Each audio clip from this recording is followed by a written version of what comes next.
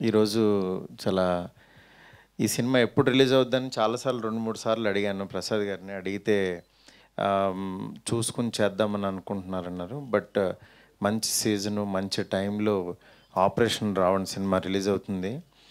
ఈ cinema last ఒక 6 months back చూశాను సినిమాని ఇక్కడ ఇదే ప్రసాద్ ల్యాబ్లో.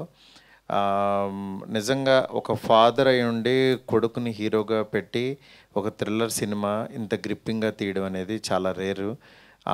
అది ఆయన నిజంగా ఫుల్ ప్లెడ్జ్డ్గా ఆయన ఎఫర్ట్ పెట్టి సినిమా మీద ప్యాషన్తో ఆయన వేరే బిజినెస్ నుంచి ఇక్కడికి వచ్చి ముందు కొడుకుని హీరోని చేసి ఒక పలాస లాంటి కథ ఎంచుకుని ఆ కథని సక్సెస్ఫుల్గా తెర మీదకి తీసుకొచ్చి దాని తర్వాత మళ్ళీ ఇలాంటి సినిమా మళ్ళీ ఈయన రూపొందించడం చాలా హ్యాపీగా ఉంది.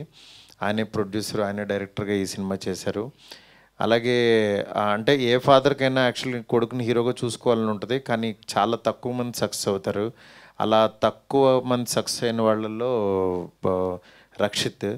ఎందుకంటే నేను బిగినింగ్ నుంచి తిని చూస్తున్నాను. అంటే తిన్ని హీరో చేద్దామని అనుకున్న రోజుల్లో నేను యాక్చువల్లీ నిజంగా ఆయన ఏదో డబ్బులు పెట్టి చేద్దామని అనుకున్నాను కానీ బట్ తిన్లో ప్యాషన్ నిజంగా మన ఇంటి పక్కన కుర్రోళ్ళలాగానే యాక్టింగ్ చేయడం.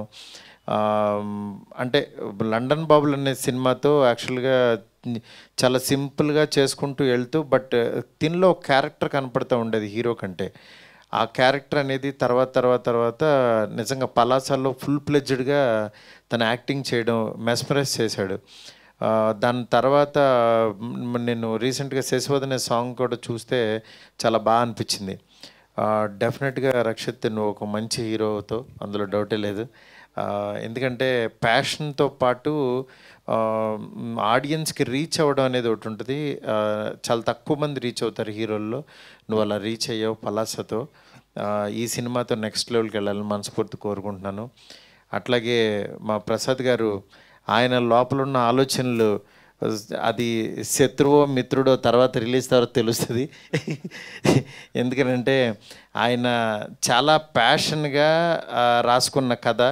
అంటే ఒక తెలుగు పద్యం చెప్పాలని తపన పడటం, సినిమాలో ఒక మంచి విషయం చెప్పాలని, నెక్స్ట్ ఒక నావెల్ చదివితే ఎంత ఇంట్రెస్టింగ్గా వెళ్తుందో అలా సినిమా తీయాలని, అట్లాగే పబ్లిసిటీ కూడా సినిమాలో ఉన్న క్యారెక్టర్ పాపం అతని ఫేస్ చూపించుకోవడానికి లేకుండా అతనికి ఒక ముసుగేసి కార్నర్లో కూర్చోబెట్టారు. బట్ నిజంగా ఒక ఇంట్రెస్టింగ్ థింగ్. ఎందుకంటే తనకి కూడా అసలు ఎవరైతేనో చూడాలి చేయాలి అని ఒక చిన్న ఇంట్రెస్ట్ క్రియేట్ చేయడం అనేది అంత చిన్న విషయం కాదు. అలాంటి ఇంట్రెస్ట్ని కలుగజేస్తూ ఈ ప్రమోషన్ కూడా ముందుకు తీసుకెళ్తున్నారు. రేపు సినిమా రిలీజ్ అవుతుంది.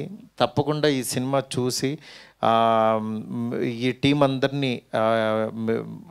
ఆశీర్దిస్తారని చెప్పి మనస్ఫూర్తి కోరుకుంటున్నాను. అట్లాగే మన తిరువీరు కూడా ఇక్కడికి వచ్చాడు. తను నిజంగా చాలా గొప్ప ఆర్టిస్ట్. తిరువీరు కూడా పలాసాలో అంటే ఎంత న్యాచురల్గా యాక్ట్ చేశాడో తెలుసు. నేను ఇప్పుడే అన్నాను, ఒక డిఫరెంట్గా కనిపిస్తావు డార్లింగ్ నువ్వని. అలాగే తిరువీరుకి, ఈ టీం అందరికీ కూడా ఇక్కడికి వచ్చిన మా ఫ్రెండ్ స్వామి గారికి, అట్లాగే అనిల్ గారికి, అందరికీ కూడా చాలా థ్యాంక్స్. ఈ సినిమాని రేపు చూడండి, చూసి ఎంజాయ్ చేయండి. డెఫినెట్గా మంచి సినిమా అవుతుందని నాకైతే నమ్మకం ఉంది.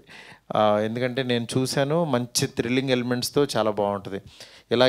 ఇలాగే ఉంటుంది. ముగ్గురు ఇలా ఉంటే ఒకడు విచిత్రంగా ఉంటాడు. అంతేనా గీత? అంతే మాత గారు, మీరు ఏది చెప్తారు.